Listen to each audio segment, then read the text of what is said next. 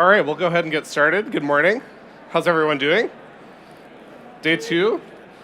Everyone looks, we're still afloat after day two, so that's good. Let's try that again. How's everyone doing this morning? Good, good. Welcome to Microsoft Ignite and Envision. Thank you very much for traveling here away from your family and your work to be here. My name is Stuart Pitts. I'm a product marketer for mixed reality business applications from Microsoft.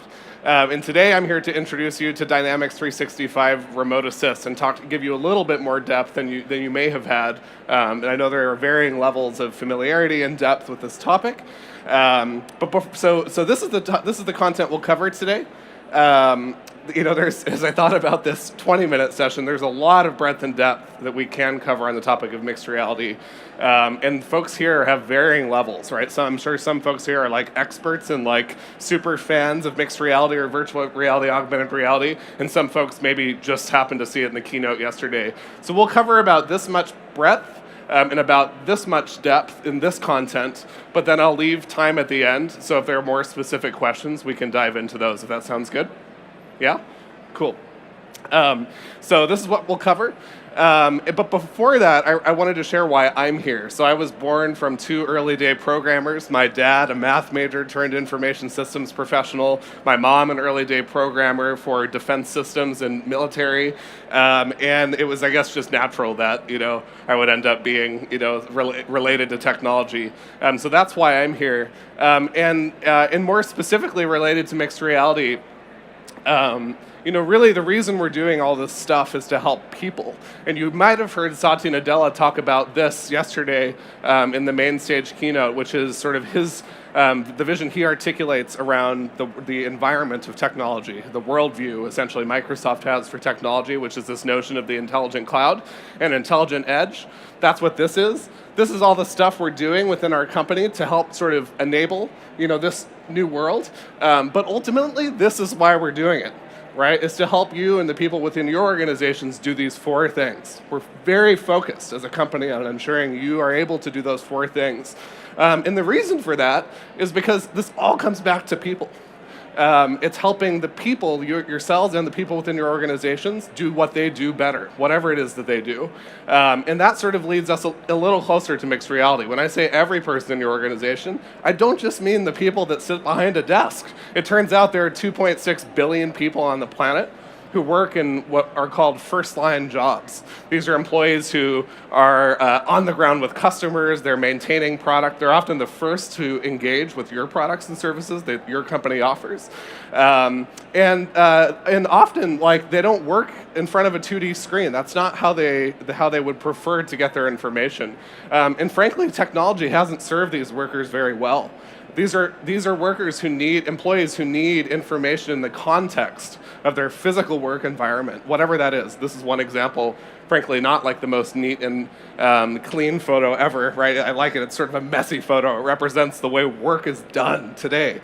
And so as we think about sort of the merger of technology and this kind of worker, there are really three bets as a company, as Microsoft, that we've articulated in terms of how we'll help enable sort of this next generation of work. Mixed reality is one of them, and you've heard of the other two. So today we'll talk about the first one, but what is mixed reality? So I'll get a little technical for a moment, a little academic.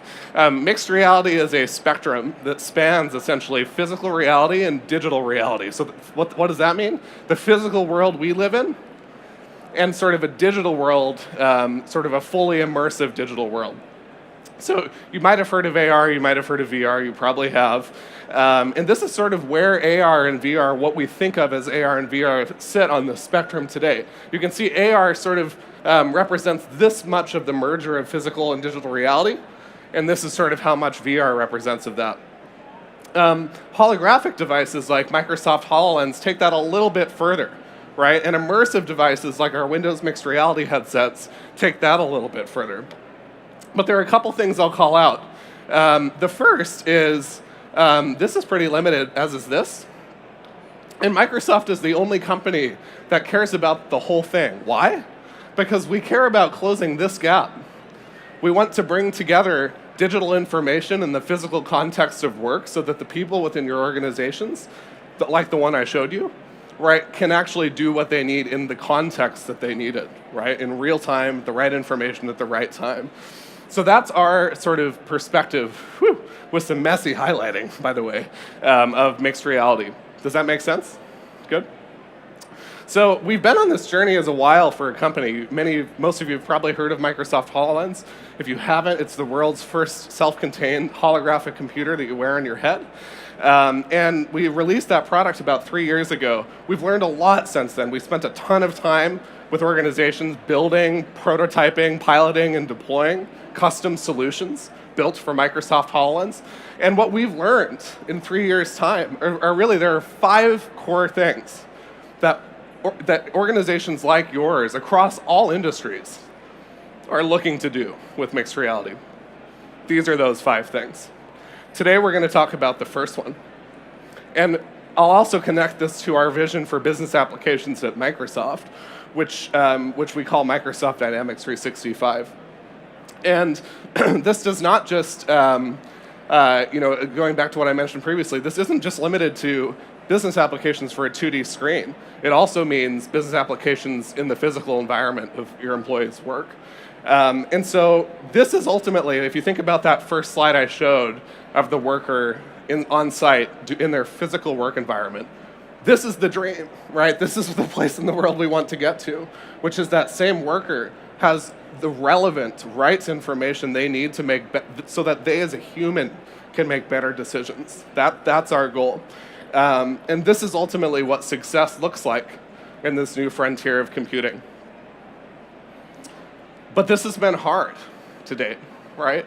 We've seen those 5 core use cases that I mentioned, but there haven't been off-the-shelf options available without a bunch of custom work that needs to be done to actually, spend a significant amount of money building these from the ground up.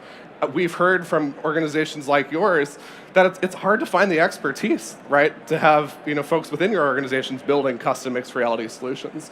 And so we want to take that pain away. We see it as our responsibility to bring sort of horizontal solutions that will be applicable across each industry. And that's what we're here to do. And so I'd like to introduce you to Dynamics 365 Remote Assist. And rather than me introducing it to you, I thought I'd have some of our real customers, some friends of ours at Chevron, introduce it to you for me. Here they are.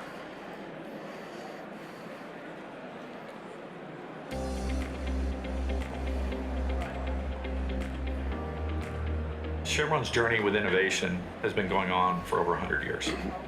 What Chevron is looking for in new technologies is basically technologies that are different. They bring a lot of value into the company, that increase our safety within the company, and bring financial savings to us.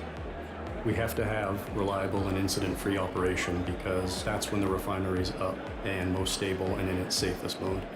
Even a second of downtime is significant given the volume and scale that these facilities operate on. The refinery itself is a set of hardware. Really what makes the difference in a performance and utilization space is how our people interact with that hardware, and that's where technology comes in. Being able to use technology to improve our communication makes our lives more efficient and allows us to spend our time on more value-added work. When we first saw the HoloLens, this was just a transformational technology. This is a technology that is going to take us to kind of the next level of digitization. Chevron uses Dynamics 365 Remote Assist for 2 core scenarios. The first one being Remote Expert, where we put any expert anywhere in the world in under a minute. And the other one being Remote Inspection, where we allow our inspectors to inspect the construction and the operations of our facility in real time. We have facilities all over the globe. We have facilities in areas that we can't get to all the time. So be able to digitally transform that expert into the field within a minute or so is foundational and just transformative. This saves our engineers and our folks tons of time in how they go about doing their normal work every single day. That's a tremendous reduction in operating expense for us as a refinery, but also it makes their job a whole lot easier. It's critical that the team's able to innovate and change. That's really what gives us the competitive advantage against other refineries. Out-of-box solutions are important to Chevron because we simply don't have the expertise to build those solutions and maintain them long term. We're not a software company. We're not going to do it as well as a Microsoft would, and it's just not cost efficient for us in the long term. We've acquired over 100 HoloLenses. It's another device just like our laptops and our phones, and we hope to get to thousands of HoloLenses. From a Chevron perspective, the HoloLens is just a brand new technology that's enabling us to do things that we couldn't do in the past. How was that? Was that helpful? A real use case? It's interesting because Chevron's really an example of someone who's been on the cutting edge. When you heard Satya yesterday speak about tech intensity in terms of both the desire but also sort of putting meat behind it, right? They've been on this journey with HoloLens specifically for 3 years, and have sort of experimented with a variety of things, and this has been sort of the thing that's been sticky for them, which has been really great to see. So there are three main reasons why Remote Assist in particular stands out as a mixed reality solution. The first is, as you saw with Chevron, this is a way to modernize field service operations within your organization. Bringing together, this isn't only relevant for folks within your organizations, but even with your own personal lives, right? When your refrigerator breaks down or you don't know how to do something within your house and you need to call someone for help. That's the scenario, right? But this also, of course, has an enormous impact in terms of cost savings and efficiency and sort of time focused on value-added work for the technician and also the experts, right, that are there to assist these technicians within various parts of your organizations, likely. And so second, this is a way to solve problems in minutes, not days. Like for Chevron as an example, typically they would, as you heard Ed speak to, they'd have to fly in somebody from around the world in some cases for some complex pieces of, highly complex pieces of machinery to solve that problem, right? That's not only T&E expense, travel expense, right? That's time away from what that expert could otherwise be doing, right? And now it's something that it's just a point-based solution, right? They're able to solve immediately. And then the third thing I'll mention, which may be of interest in particular for this audience, is this is all built on the best of Microsoft. Microsoft Teams is the underlying communication service for Remote Assist. Azure Active Directory. This is a true enterprise-grade product. This isn't a consumer solution. And it also integrates newly with Dynamics 365 for Field Service and Power BI, which is new news that we have announced just in the last week. So all up, this is a way to bring together technicians and experts within your organization and frankly can result in some very tangible operational time and cost savings. So this is sort of the full list of features. I'll sort of walk through a few of them. Just to be a little more specific, like when you see things in the main stage keynote, I know sometimes the reaction is, whoa, like what's real, what's not? This is real, and this is what's real. So hands-free audio and video calling. I spoke about Teams a bit. So mixed reality annotations. So this actually is the ability for both the individual wearing a HoloLens, but also the remote expert, as you might have seen in the keynote, to sort of actually point out with a pen overlaid into that individual's environment, right? Oh, this is the thing you actually need to solve. You tried this, but this is the problem, and they can place an arrow and draw over it and basically teach them how to solve the problem remotely in real time and in the context of their work. OneDrive integration, etc. I mentioned AAD. Capture, which is also an interesting scenario. We've seen a scenario that many of our customers have found interesting. Screen sharing, this is also the ability to place documents that are relevant to that worker. Like when you first hear that documents in context, it's like, well, if you need a wiring diagram, for example, or a PDF or a whatever sort of schematic that individual might need to solve that problem on site, that's something that's built into the product as well. And today this is built, while the end user experience is built for Microsoft HoloLens, but experts can also interact with that technician using their phone, any phone that has Microsoft Teams built in, and also on a PC. So the remote expert doesn't also need to be using a HoloLens. They can use the devices that they already have and use. From a requirement standpoint, as mentioned, so HoloLens is a requirement. a license for Dynamics 365 Remote Assist is required, and an Office 365 license, including Microsoft Teams, is also required. To unlock some of that additional capability, like similar to what you saw in the keynote yesterday, a Dynamics 365 field service license would be required if that's a scenario that you're actually looking to roll out, pulling in information from a work order, right, in context of that individual who's wearing the device. And a Power BI license, of course, if that's capability that you're looking to take advantage of. So this is Remote Assist. Well, I'll open for questions in a moment, but before that, I also wanted to give a nod to layout, which isn't something we'll dive into today, but there's a session on Thursday led by a colleague of mine who will speak similarly in terms of a level of depth around Dynamics 365 layout, which is all about space design in context of the individual's actual work environment. So not looking at a couch on Wayfair on your phone, and so, how would that couch look in my living room? But how would a complex environment of CNC machines and other pieces of manufacturing equipment or whatever it is that you're looking to do? ZF is using it, the transmission company, for example, to design space on their manufacturing floor and actually optimize the efficiency rather than having to pick up complex objects and do it on their own. So that's sort of a nod to Dynamics 365 layout. And in terms of next steps, feel free to reach out directly to me. This is my email address, so you can feel free send me a note with any questions of any kind. It could be technical, it could be how do I get started, it could be I don't even know how to think about mixed reality. We'll be happy to help you get going. And with that, I'll open it up for questions. Yes. Hello. Sorry, what was that? So my concern is with the cost of the Hololens. So we have iPhones that we can deploy to our field service.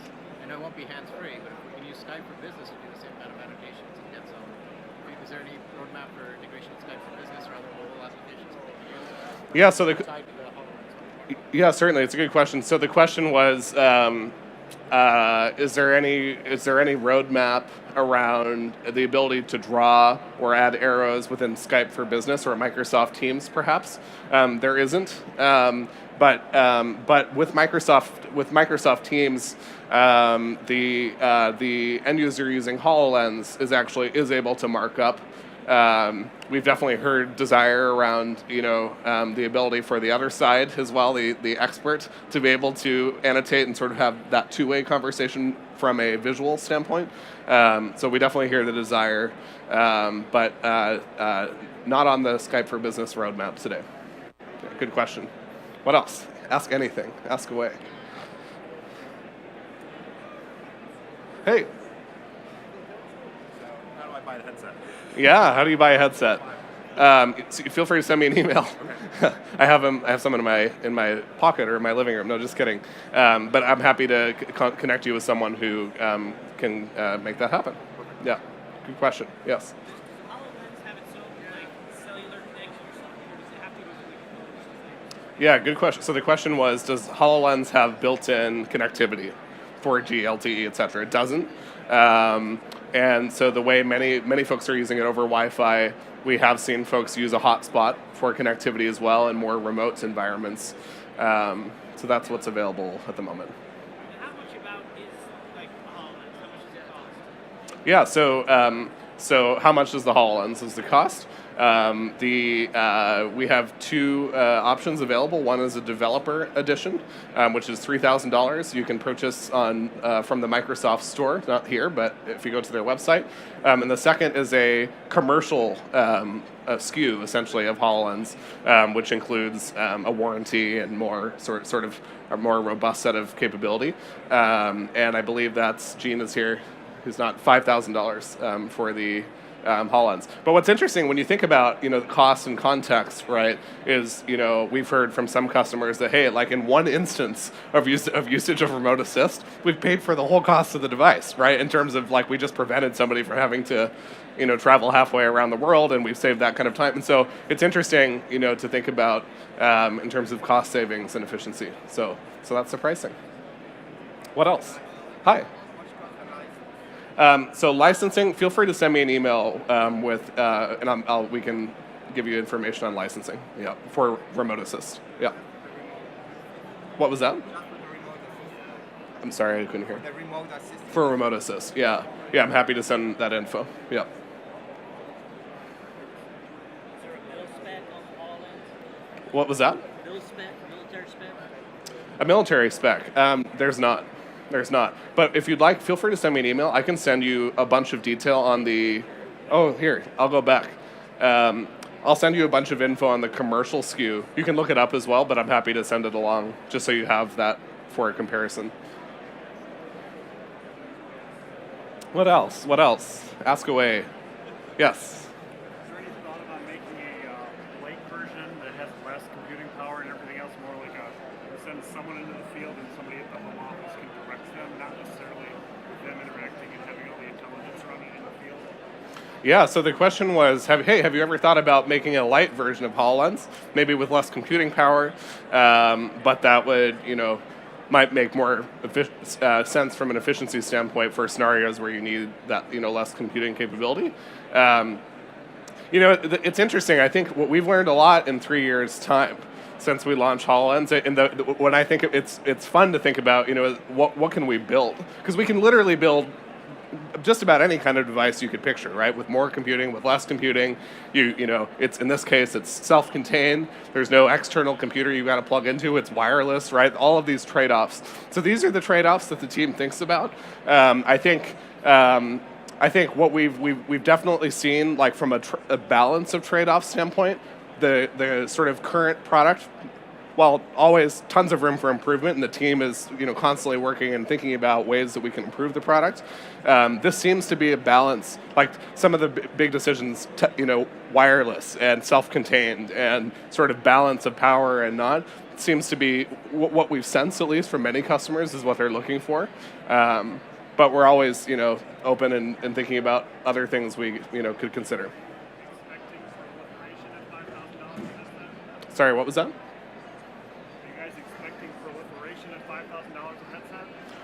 So the question was, are we expecting proliferation of the $5,000 headset? We've definitely seen strong demand, honestly, across industries, not just manufacturing, but across many different industries. So now clearly, if we zoom way out, right, I think we all would agree that at some point in the future, when cost of device comes down, that will just open up different kinds of scenarios for different audiences. But across the audiences I shared earlier, like frankly, there are customers really adopting and using this today, like Chevron. It's not something they're piloting. While 87% of companies are piloting or exploring or have already deployed mixed reality, there are many that have deployed, right? And in Chevron's case, they have currently more than 100 devices that they're using, right? So that's, I think that's been exciting to see, for sure. Yeah. Yes. Hey. Oh, hey. Hi, DJ from Chevron. Yes. And I actually work with Ed Moore with this. What was that? I actually work with Ed Moore with a one-on-one. Oh, he works with Ed. DJ works with Ed Moore from the video. Yeah. That's awesome. The question, Yeah. What happened is, I don't know if this is the right platform to do it, but Yeah. are there going to be some openings with developments with other vendors like AirWatch?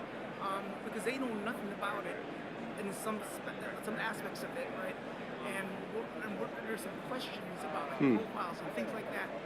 And we're still ongoing with some of the issues, but we are able to deploy. I mean, to enroll them, but there are some open gaps still. So are there going to be some communication with the other vendors, knowing what to do with these kind of stuff, because they're still looking at their engineers trying to figure out. Okay, I don't know. There's some. Sure. So the question from DJ was, hey, what about other vendors? Like, are you working with other vendors, other developers, other resellers, other folks who are deploying this kind of stuff? The answer is yes, I guess, briefly. So for any specific folks, if you think there's, hey, like this should be somebody that you work with, feel free to send me a note if we're not already engaged. But we have, a whole bunch of folks who are engaging all different folks across the ecosystem, from building their own custom solutions to folks who are selling this on our behalf, or folks who are building other kinds of solutions. So, yeah, feel free to send me a note. Yeah. Any final questions from the group? Thank you very much. I appreciate your time, and feel free to reach out with any other questions. Thank you.